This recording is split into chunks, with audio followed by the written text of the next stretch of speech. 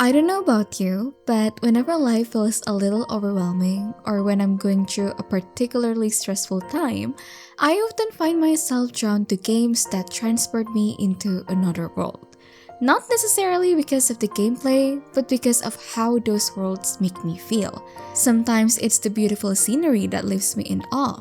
Sometimes it's the atmosphere and ambience.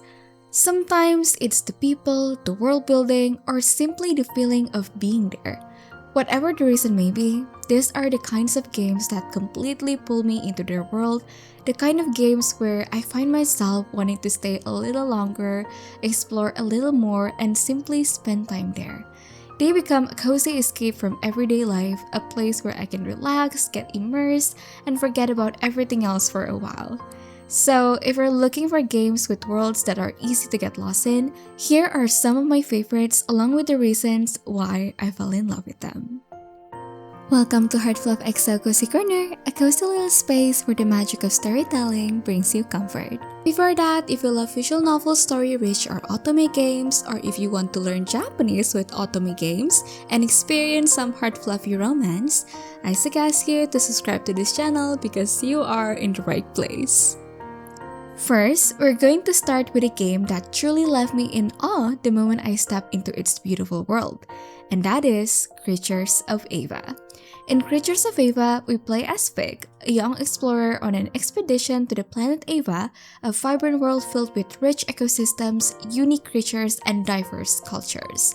However, this beautiful planet is threatened by a mysterious infection known as the Withering, and our mission is to help save both the creatures and the world itself while uncovering the mysteries behind it all. The moment I stepped into Eva, I was immediately captivated by how beautiful everything looked, especially because it's an open world. You can really see just how vast and breathtaking the different environments are. The world felt alive, and every new area made me want to keep exploring and discover what was awaiting around the next corner. One thing I especially love is how differently the game approaches its creatures. Instead of defeating them, we're using our staff to heal them. It creates a completely different feeling from what you would normally expect from an adventure game. Because of that, I found myself becoming surprisingly attached to the creatures I encountered. They're just so cute, and I genuinely wanted to save and take care of them. That feeling became even stronger because of the way Vic approaches them. She often says things like, "I'm doing this for you," or "You're going to be okay." And it really reinforces the feeling that you're not there to conquer the world, you're there to protect it. Combined with the game's relaxing soundtrack, exploring Eva became such a calming experience. There's no need to rush, you can simply take your time discovering new ecosystems, learning more about the creatures, and soaking in the beautiful scenery around you. While Creatures of Eva captured my attention through its beautiful ecosystems and sense of exploration, the next game completely immersed me in a different way. And that game is Bayonetta Origins Cereza and the Lost Demon. This game tells the story of a young witch named Cereza as she ventures into the forbidden Avalon Forest in search of a way to save her mother. What made me fall in love with this world is the way the story is presented. From the moment the game begins, it feels less like you're playing a game and more like you're stepping into a fairy tale, almost as if you've wandered inside a storybook. The story unfolds through beautifully illustrated pages that slowly reveal what's happening. I especially love how the dialogue appears with a typewriter-like animation and how each scene transitions by flipping to the next page. It's almost as if someone is reading you a storybook before bedtime, which is honestly when I think this game is best enjoyed. It kind of reminds me of those pop-up storybooks I used to love as a child, except this time, instead of simply turning the pages, you get to walk alongside the protagonist, experience the story yourself, and play as her. It was incredibly heartwarming to watch Cereza grow throughout her journey. Seeing her face new challenges, venture deeper into the dangerous Avalon Forest in search of a way to save her mother, and gradually become stronger made me even more invested in the world around her. There's just something incredibly magical about the way this game tells its story, and it's one of the reasons I found it so easy to get completely lost in its world. The magical adventures don't stop there because the next game, Ila, a Frosty Guide, carries that magical atmosphere even further. I've actually talked about this game before in my Games That Carry the Magic of December video, where I mentioned how excited I was to play it, and thank you so much to the developer for providing me with a game key so I could finally experience it myself and share my thoughts with all of you. In this game, we play as Ila, a young witch in training who sets off on a magical island in search of her lost cat Coco. What immediately drew me into this world wasn't just how breathtaking and dreamy everything looked, but also how exploration is woven into every part of the experience.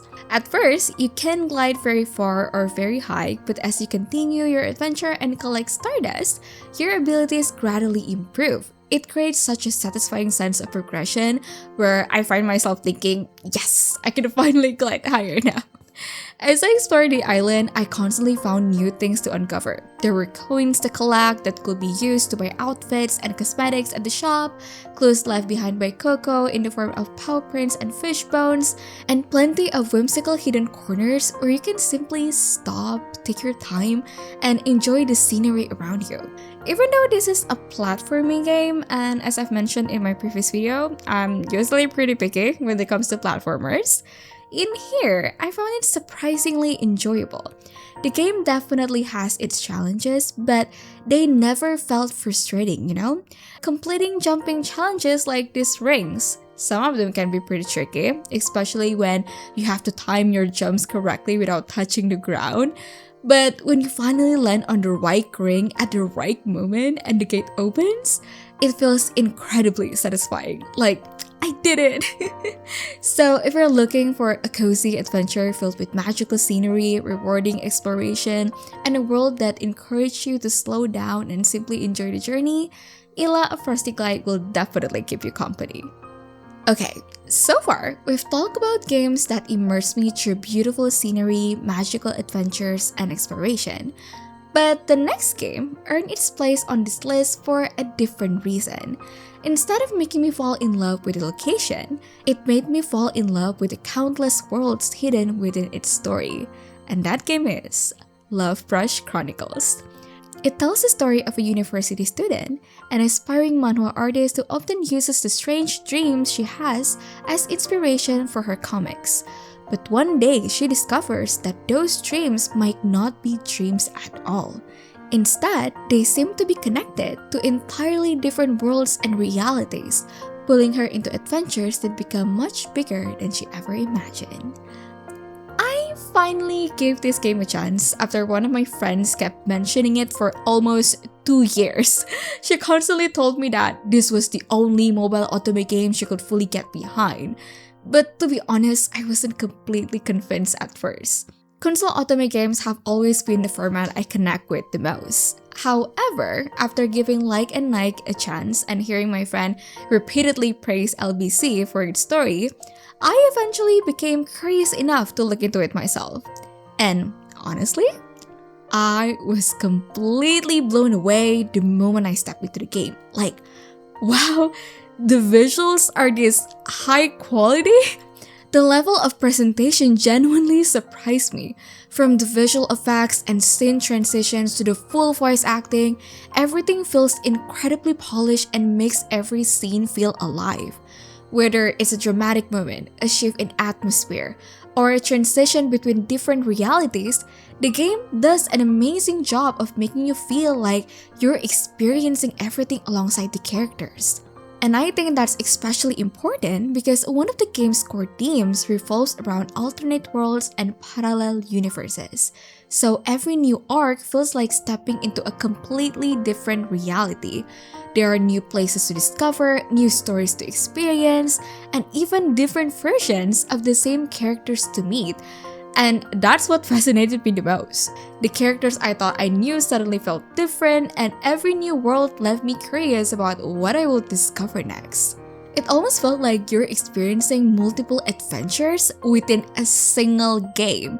And the fact that you can experience all of these stories for free, honestly, still amazes me. Seriously, while I was playing it, I couldn't stop thinking, what have I been doing all my life to miss this masterpiece? I'm still currently playing in the Godheim arc, so I definitely haven't seen everything the game has to offer yet. I genuinely feel like this game is incredibly underrated. It's honestly a game I wish more people would talk about, which is exactly why I wanted to include it in this list. I can confidently say that I've been having an amazing time with it, and I think it would be a shame for more Otome fans to miss out on this. The next game is one that I've been wanting to play for a very long time, and I'm so happy I finally got a chance to experience its world. And that is Sword and Fairy Together Forever. This game follows Yue Qingshi, a disciple of the Mingxu sect, who crosses paths with Shuwu, a general from the Heavenly Realm sent on a mission to prevent a catastrophe. The moment I stepped into this world, it felt like I was witnessing a Chinese fantasy epic unfold right before my eyes. While Sword and Fairy does have action RPG elements, I would say it leans heavily into its storytelling. The game frequently used cutscenes to tell its story, and as someone who loves story-driven games, I honestly didn't mind that at all. In fact, I absolutely love it.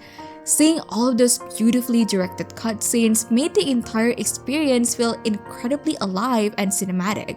It made it so easy to completely lose myself in its world. Like, just look at those visuals. There were so many moments where I genuinely stopped and simply admire what I was seeing. And as someone who loves Chinese fantasy and historical dramas, I especially appreciated the cinematography here. I mean, as expected from a Chinese production, it never disappoints. The settings brings together humans, deities, demons, and ancient legends into one interconnected world, and every new location made me curious to learn more about the people, cultures, and conflicts that shape it. It always felt like there was something bigger happening beyond what I could currently see. The chemistry between the cast is also strong right from the beginning, and they're honestly so entertaining to watch. I'm especially curious to see how the relationship between Xu Wu and Qingshu develops throughout the story because, let's be honest, a romance between a deity and a human already sounds like the kind of drama I would immediately sign up for. I'm still fairly early in the game, so I know I've only scratched the surface of what this world has to offer, but every time I return to it, I find myself wanting to learn more, see more, and spend a little longer on its world. If there's one game on this list that completely captivated me through its world building, it's definitely Matsurika no Kei. The story takes place in a world where humans, immortals, and sacred beasts coexist. We follow Naya, a girl who has spent her entire life living in a secluded village until a certain incident forces her to leave the only home she's ever known and venture into the wider world. One of the biggest reasons I fell in love with this game is because of how much of that world you actually get to experience. Unlike games that stay focused on a single setting, Matsurika allows you to experience many different sides of its world through its routes. In one route, you might find yourself surrounded by royalty and palace life.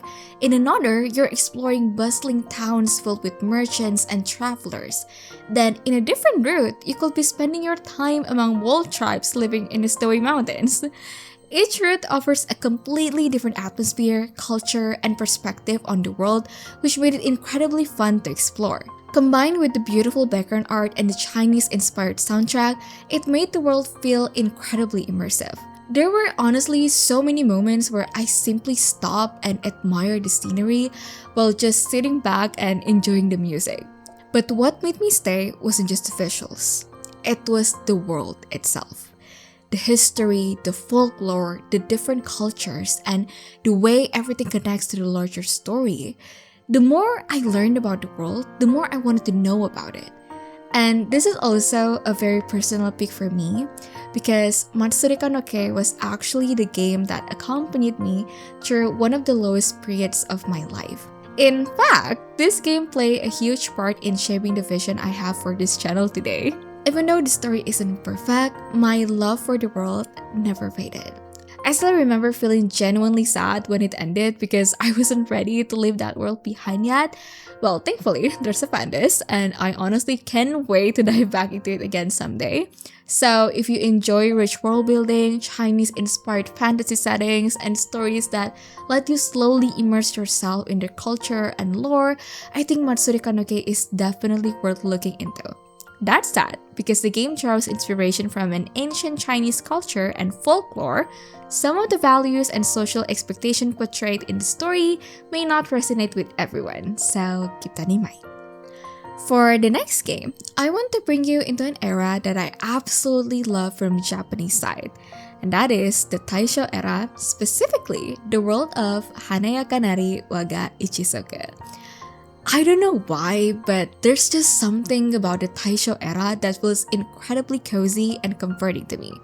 The old-fashioned houses, the slower pace of life, the traditional Japanese culture mixed with Western influences, the atmosphere.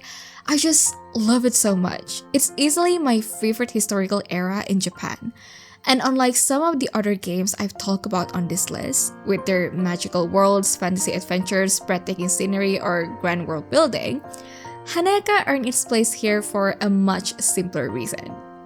I simply love being there. Especially in this game, we play as Haru, a girl from the countryside who travels to the city in search of work so she can help support her family. Eventually, she finds employment as a maid for the prestigious Miyanomori family, where she becomes involved in the lives, family conflicts, and dramas of the 6 brothers living there. And yes, the family drama itself is definitely interesting and helps make the story engaging. But honestly, one of the things I enjoyed most was simply spending time in that household as Haru, doing our daily tasks as a maid, watching the brothers interact, seeing their relationships slowly develop over time. There is something incredibly comforting about experiencing the world through Haru's perspective. She is a very innocent and hardworking girl who always tries her best, even when things become difficult. Watching Haru slowly find her place within the household made me become surprisingly attached to both her and the people around her. It became one of those worlds that felt comforting to return to at the end of the day. And when I finally finished the game, I remember feeling genuinely sad that it was over. Not because I wanted more plot, but because I wasn't ready to leave that world behind yet. I actually still haven't played the sequel, and honestly, I would love to revisit this world again someday. And honestly, that feeling of not wanting to leave a world behind isn't limited to historical settings either, because the next game made me feel exactly the same way, and that game is Wish Upon a Llama. Gosh, I only played the demo, but the moment I discovered this game and watched the trailer, one of the first things that immediately caught my attention was the town. It is so pretty. Like, it has this pastel color palette, which is basically my weakness. So honestly, it already won my heart right away. I just love the colors so much. But what surprised me even more was how much bigger the town felt than I expected. There were so many places to explore and beautiful scenery to enjoy while simply walking around. I genuinely found myself wanting to slow down and just take everything in. And because the game focuses on caring for stray animals and helping them find homes, it immediately stood out to me from a lot of other cozy games. And because our job is to help match animals with the people who want to adopt them, it was even more rewarding. I mean, it's just so cute seeing an animal finally find its forever home, and then seeing them follow their new owner around afterward at town every day. My heart absolutely melted. But honestly, the thing that surprised me the most wasn't even the animal care aspect. It was the townsfolk. There are so many of them, and the whole town feels so alive because of it. You can see people going on about their daily lives, talking to one another, spending time together, playing in the playground, or even playing tennis. And those little details make such a huge difference. It creates this really strong sense of community that makes the world feel like an actual place where people genuinely live. And the more I played, the more I realized that the townsfolk weren't just random NPCs either. They all seem to have their own stories, relationships, and little pieces of lore hidden behind their daily lives. It honestly reminded me a little bit of discovering lore in The Sims, how you start learning about one character and suddenly realize there's an entire web of relationships and stories happening around him. That's exactly the kind of feeling I got here, which is honestly something I don't see very often in this type of game. So while I initially came for the adorable animal care aspects and the beautiful pastel town, I ended up becoming equally interested in the town itself and the people living in it. I'm genuinely so excited for this game. It's currently planned for winter 2026 and I seriously can't wait to discover more of it. After spending time in Wish Upon a Llama's lively little town, the next game gave me a very similar feeling of warmth and togetherness. And that game is Danchi Days. Seriously, the moment I stepped into this game, I already fell in love with how it looked. The pixel art visuals, the UI, the character portraits, everything immediately reminded me of the games I used to play as a kid. In Danchi Days, we play as Hoshino, a girl who wants to bring her hometown back together by organizing a summer festival. At the same time, she hopes it can help bring some joy back into her grandmother's life who has been struggling with dementia. And honestly, just being in this world felt incredibly cozy and comforting. Not only because I used to play games with this kind of pixel art style, but also because the overall vibe reminded me of the Miko comics I used to read as a kid. The character expressions are so expressive and there's this strong sense of togetherness throughout the whole game that gives me a very similar feeling. As I got to know the neighbors and worked toward making the summer festival happen, I found myself genuinely wanting everything to succeed, not just because it was the objective of the game, but because I wanted to see everyone come together. I wanted to see Hoshino's grandmother smile again. And seeing all of the UI elements like the festival diary that introduced the different neighbors was just so adorable. Everything about it really brought me to the DS era that I miss so much. It gave me that warm and fuzzy feeling inside, and I'm genuinely thankful to the developers for creating something that brought back so many happy childhood memories. This is the kind of game that I wish more people would bring back. I even made a dedicated video before as a love letter to the DS era, talking about the shoujo games we used to have and this type of format and layout that I really miss. And even though Danchi Days isn't a shoujo game, it gave me that exact same feeling that I miss and love from this type of games all over again. I truly hope more developers bring games like this back to the community. Thankfully, we won't have to wait much longer. Danchi Days is planned for October 2026 and I'm genuinely excited to spend more time in this game again. For the last two games, we're moving into honorable mention territory. These are games that I haven't actually played yet since they're still in development, but based on everything I've seen so far, I genuinely feel like they have the potential to become worlds that I will completely lose myself in. And maybe you too. And the first one is Humblets. Humblets is a cozy adventure game that can be played solo or with up to 4 players. You'll be exploring a charming procedural world, gathering resources, crafting, decorating your tent using blueprints you find along the way, and even carrying your own portable tent wherever you go. And honestly, one of the things that immediately caught my attention was a line from the game's description. No two adventures will ever be the same. And the moment I read that, I was immediately intrigued. I think that is such a brilliant idea because every new playthrough generates a different world, a different map, and different things to discover. And I really love that because it keeps the sense of discovery alive.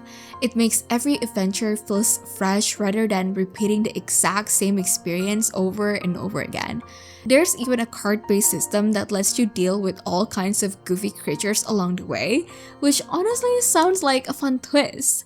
And since the game is heavily centered around exploration and crafting, which are already some of my favorite things in games like this, I'm genuinely excited to see what the full gameplay loop will be like. Because I especially love how the world looks. The vast greenery, the lighting reflecting on the water, the overall atmosphere, it already feels like the kind of place I would enjoy spending hours wandering around in. right now I'm still waiting to learn more about this game. I would especially love to get my hands on a demo someday so I can experience the gameplay for myself and see whether it resonates with me as much as the concept does. But based on everything I've seen so far, I genuinely think Humblets has a lot of potential. So yeah, I can wait to see more updates from the developers. And for the final honorable mention, it's none other than 4-Leaf Fields. Oh my gosh, guys. The moment I discovered the trailer for this game, I was immediately excited because the entire premise feels so unique compared to a lot of other live streams I've seen. 4-Leaf Fields takes place in a tiny world where you're no bigger than a carrot. And I think that's exactly what makes the world feel so magical. It kind of reminds me of the Tinkerbell movies where tiny characters live in a world much bigger than themselves, where you can grow crops that tower over you, slice them into pieces to harvest them, take care of tiny farm bugs, pet birds, and explore a world where everyday objects suddenly feel gigantic. I just really love the idea of experiencing a world that's much bigger than we are. It makes every little corner feel like an adventure waiting to happen, and honestly, I can wait to explore every nook and cranny of it. There's also a feature that honestly sounds really intriguing in this game. Apparently, you'll be able to uncover secrets through a gossip system in this town. Now, I don't enjoy gossips in real life, but in games, I absolutely want to know everyone's secrets. I want to learn about a townsfolk. I want to connect the dots. I want to uncover all the hidden stories, relationships, mysteries, and drama happening beneath the surface. The more I read about it, the more it felt like there was a lot more hiding underneath this cute and charming world, and that's exactly the kind of thing that keeps me invested. Honestly, whoever came up with this concept deserves credit because I think it's such a creative idea. There's going to be a playtest soon, and I already requested access, so now I'm just sitting here hoping I get in because I genuinely want to experience this world for myself. I've seen the feedback from the Discord playtest and people seem to be really enjoying it, which makes me even more curious to see whether it will give me the same magical feeling I'm hoping for. So yeah, this is definitely one of my most anticipated live sim games right now. And that's all for today's list of games that completely pulled me into their worlds and became the perfect cozy escape from everyday life. We've talked about so many different worlds today, from magical adventures and fantasy worlds, folklore-inspired settings, the Taisho Era, and even games that brought back nostalgic childhood memories. And honestly, that's one of the things I love most about games. They allow us to visit places we could never experience in real life and give us a little escape whenever we need one. I hope this video introduced you to a few new worlds that you might enjoy immersing yourself in and spending time with whenever you need a break. And now, I would love to hear from you. Out of all of the worlds I shared today, which one did you most want to spend your time in? Feel free to let me know in the comments below because I would genuinely love to hear your thoughts. And if you enjoy this content, I've also made a video featuring story-rich games that are so immersive, you'll completely forget about the real world for a while. So if you're looking for even more cozy escapes, you might enjoy checking those out too. And that's all for today's video.